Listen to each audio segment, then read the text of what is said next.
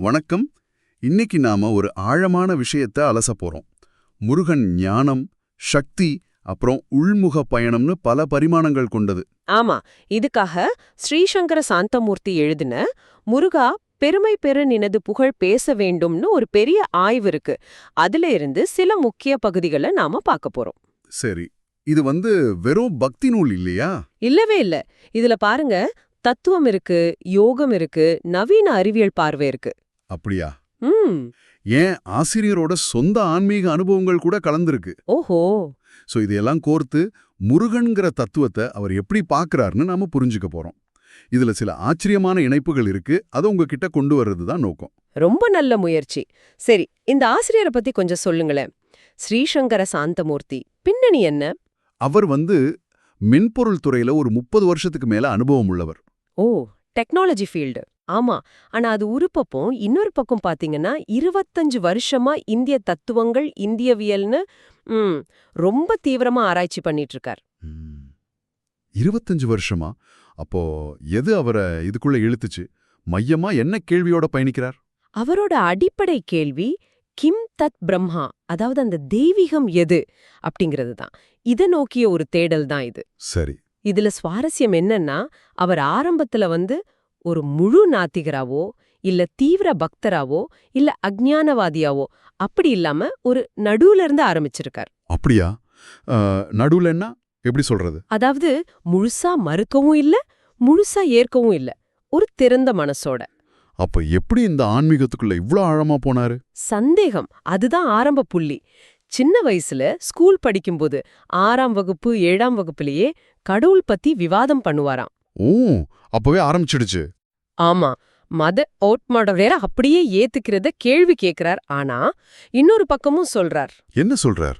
எதையும் படிச்சு பார்க்காம புரிஞ்சுக்காம வேதம், கீத, பைபிள், குரான் எதுவா இருந்தாலும் அதை கேலி பண்றது தப்புங்கிறார். ஆமா, அது சரிதான். அதாவது பகுத்தறிவு வேணும். ஆனா அது மட்டுமே போதுமா? அதே பாயிண்ட் தான். பகுத்தறிவு, ரேஷனலிசம் ரொம்ப முக்கியம். அதுக்கு ஒரு எல்லை இருக்கு. சில விஷயங்களை தாண்டி போகும்போது உள்ளுணர்வு, இன்ட்யூஷன் தேவைப்படுதுன்னு வில்லியம் ஜேம்ஸ் சொன்னது சொல்றார். உள்ளுணர்வா? ஆமா, உண்மையை அறியணும்னா எந்த பக்கமும் சாயாம நடுநிலையா பார்க்கணும்னு திருக்குறளையும் சொல்றார். எப்பொருள் யார் யார் வாய் கேட்பினும் அப்பொருள் மெய்ப்பொருள் காண்பது தறிவு. ரொம்ப நேர்மையான அணுகுமுறை. தன்னோட கருத்துல கூட தப்பு இருக்கலாம், திருத்திக்க தயார்னு சொல்றது பெரிய விஷயம். நிச்சயமா, இது அவருடைய தேடலோட ஆழத்தை காட்டுது. சரி, இந்த பார்வையோட நம்ம இப்ப மூல் விஷயத்துக்கு வரலாம். முருகன் யார்? இந்த முருகன் ஆசிரியர் பார்வையில முருகன் பல பேர் சொல்லலாம். ஆறுமுகன், ஷண்முகன், சிவகுமாரன், தேவசேனாபதி, ஸ்கந்தன், நிறைய. ஆமா. ஆனா பொதுவா அவரை ஞானம், ஆற்றல் இது ரெண்டோட மொத்த வடிவமா பாக்குறாங்க. பகவத்கீதையில கூட கிருஷ்ணர் சொல்றாரு இல்லையா, என்னன்னு? சேனானீனாம் அகம் ஸ்கந்த, படைத்தலைவர்கள்ல நான் ஸ்கந்தன் அப்படின்னு. இதுவே ஒரு பெரிய அங்கீகாரம். கரெக்ட். சுவாமிங்கிற பேர் கூட அது முருகனுக்கு ரொம்ப விசேஷமா சொல்றாங்களே. ஆமா, பொதுவா சுவாமினா கடவுள்னு எடுத்துக்கிறோம். ஆனா அமரகோசம் மாதிரி பழைய நூல்கள்ல சுவாமிங்கிற வார்த்தை முதல்ல முருகனை குறிச்சதான் சொல்றாங்க. ஓ, காஞ்சி பெரியவர் கூட சொல்லியிருக்காருன்னு நினைக்கிறேன். ஆமா, அவரும் விளக்கியிருக்கார். சுவாமினா உரிமையாளன், தலைவன்னு பொருள். ஒருவேளை ஞானத்துக்கும் சக்திக்கும் தலைவன்கிறதால இருக்கலாம். சரி, இன்னொரு பேர் சொன்னீங்களே, சனத்குமாரன். ஆமா, சனத்குமாரன்னா என்றும் இளமையானவன். இது வயசை குறிக்கிறதில்ல. அப்போ இது மரணமில்லா பெருவாழ்வு, அதாவது அமிர்த சித்தி யோகம்னு சொல்ற உயர்ந்த நிலை, அதோட குறியீடு இது. ஓகே, சரி. முருகனோட பிறப்பு பத்தி நிறைய கதைகள் சொல்றோமே. சிவனோட நெற்றிக்கண்ல இருந்து 6 பொறி, அக்னி, கங்கை, சரவண பொய்கை, கார்த்திகை பெண்கள், அப்புறம் 6 முகம். இதெல்லாம் நேரடி சம்பவங்களா பார்க்காம ஆசிரியர் உருவகங்களா பாக்குறார். உருவகங்களா? எப்படி? இதுக்குள்ள யோக ரகசியங்கள், தத்துவ உண்மைகள் இருக்குங்கிறாரு. குறிப்பா அக்னியோட பங்கு. அக்னி தேவன். ஆமா, அக்னிங்கிறது வெறும் நெருப்பில்ல. யோகத்துல சொல்ற தபஸ், அதாவது தவத்தோட உஷ்ணம், குண்டலினி சக்தி, ஆற்றல் பரிமாற்றம், இதையெல்லாம் குறிக்குது. ஓ, இதுல அறிவியல் தொடர்பும் சொல்றாரே, வெப்ப இயக்கவியல், தெர்மோடைனமிக்ஸ். ஆமா, அது ஒரு சுவாரஸ்யமான கோணம். ஆற்றலை ஆக்கவோ அழிக்கவோ முடியாது. ஆமா, ஒரு வடிவத்திலிருந்து இன்னொன்னுக்கு மாத்தலாம். First law of thermodynamics. அதேதான்.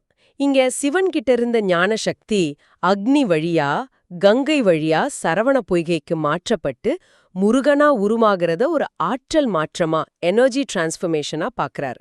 இது ஒரு ஒப்புமை தான், அறிவியல் நிரூபணம்னு சொல்லல, ஆனா சிந்திக்க வைக்குது. ஆமா, வித்தியாசமான பார்வை. சரி, முருகனோட உருவம், சின்னங்கள், 6 முகங்கள், இதுக்கு என்ன அர்த்தம்? இதுக்கு பல விளக்கங்கள் இருக்கு பாருங்க. ஒன்று பஞ்சபூதங்கள் பிளஸ் சிதாகாசம் அல்லது ஞானம். சரி. இன்னொன்னு ஓம்ங்கிற பிரணவ மந்திரத்தோட 6 அங்கங்கள். யோக ரீதியா பார்த்தா நம்ம உடம்புல இருக்கிற 6 ஆதார சக்கரங்கள். ஓ, சக்கரங்களோட தொடர்பா? ஆமா, அதனாலதான் அவரு பிரம்மனுக்கே பிரணவ பொருள் சொன்னதா கதை.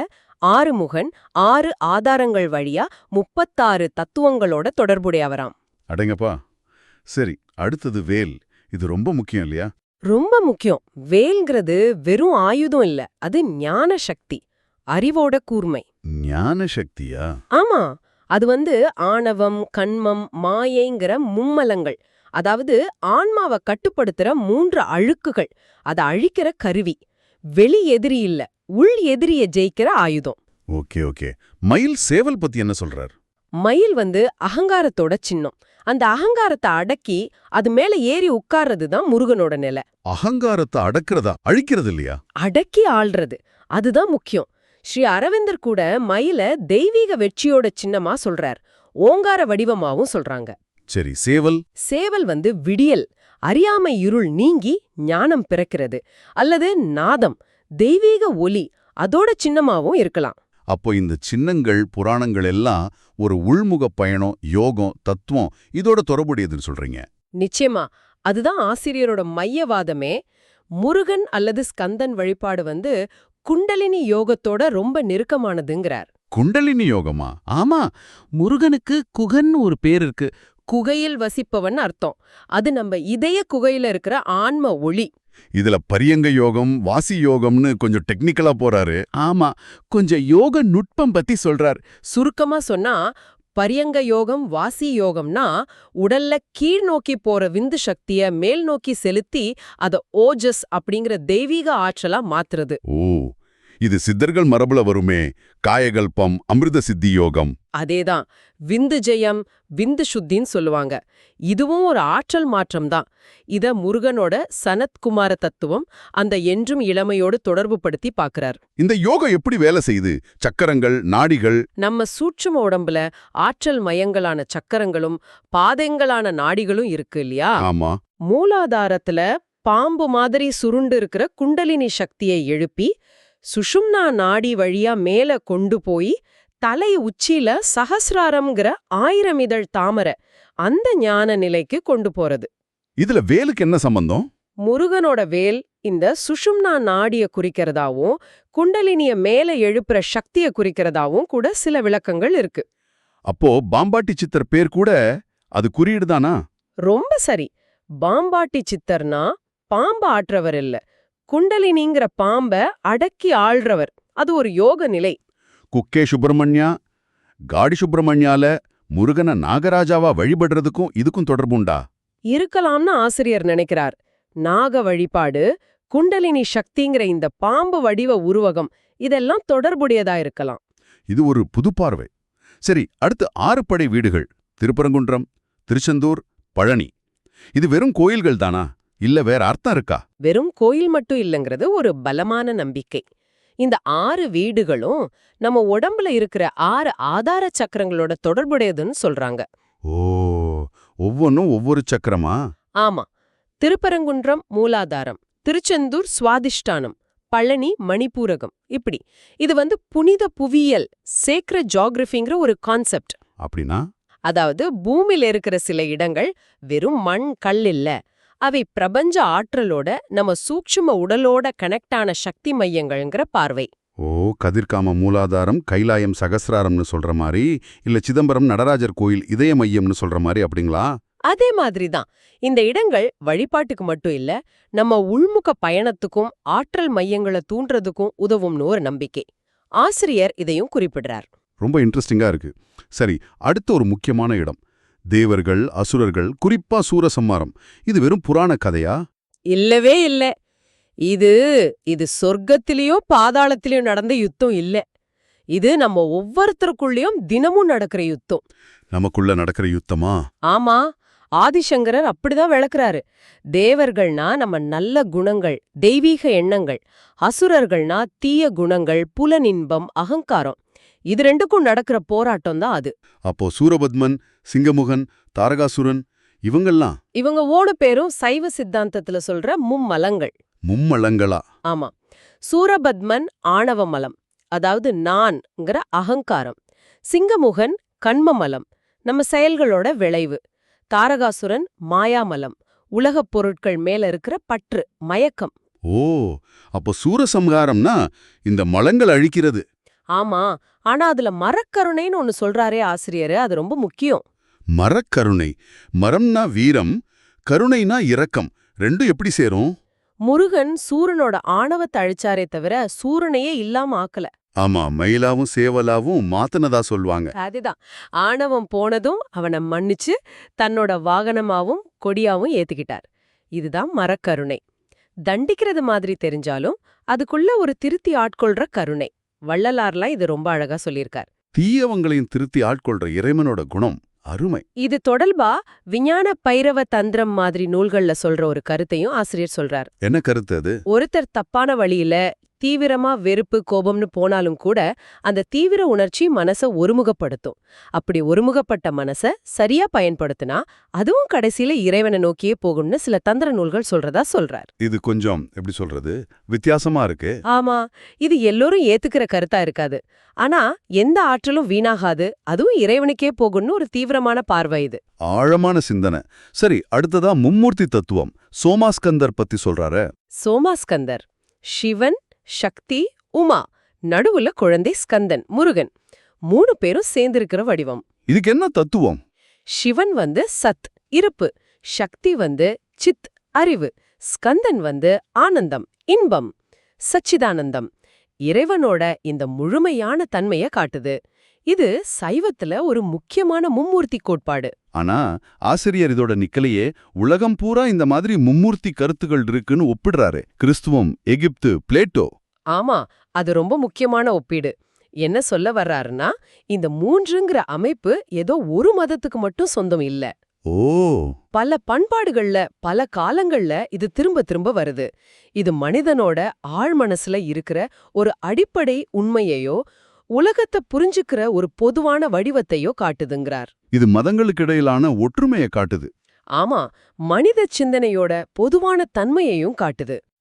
இவங்களுக்கும் தத்துவார்த்தம் இருக்கு.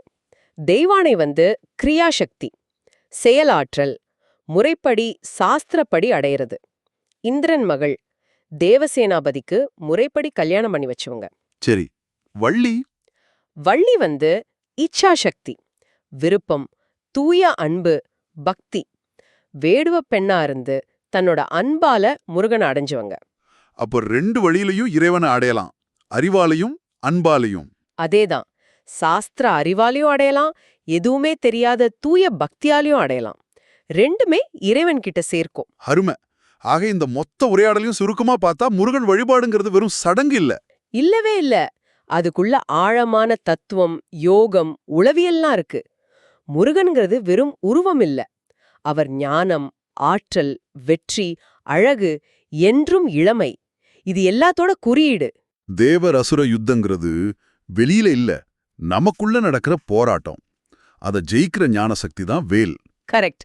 அப்புறம் ஆசிரியர் பக்தி, தத்துவம், யோகம், புராணம், ஏன் அறிவியல் பார்வை வரைக்கும் எல்லாத்தையும் இணைச்சு ஒரு முழுமையான தேடலை நடத்துறாரு பாருங்க. அது ரொம்ப முக்கியம். ஆமா, ஆரம்பத்துல சொன்ன மாதிரி ஆசிரியரோட அடிப்படை கேள்வி கிம் தத் பிரம்மா, அந்த தெய்வீகம் எது? ஆமா, இப்போ இந்த உரையாடலை கேட்ட நீங்க இதுல நாம பேசின கதைகள், தத்துவங்கள், யோக முறைகள், குறியீடுகள், உலகளாவிய ஒப்பீடுகள், இதெல்லாம் உங்களோட சொந்த தேடல்ல அந்த பரமார்த்த சத்தியம் அல்லது உங்களுக்கான தெய்வீக உண்மையை தேடுற பயணத்துல எப்படி இருக்கு, உங்களுக்கு என்ன மாதிரி சிந்தனைகளை தருதுன்னு நீங்க யோசிக்கலாம். நிச்சயமா இது ஒரு நல்ல சிந்தனைக்கான தூண்டுகோள். ஔவையார் சொன்ன மாதிரி, கற்றது கைமண் அளவு, கல்லாதது உலகளவு. நம்ம தேடல் தொடரணும். இந்த ஆழமான அலசலை கேட்டவங்க எல்லாருக்கும் எங்க நன்றி. நன்றி.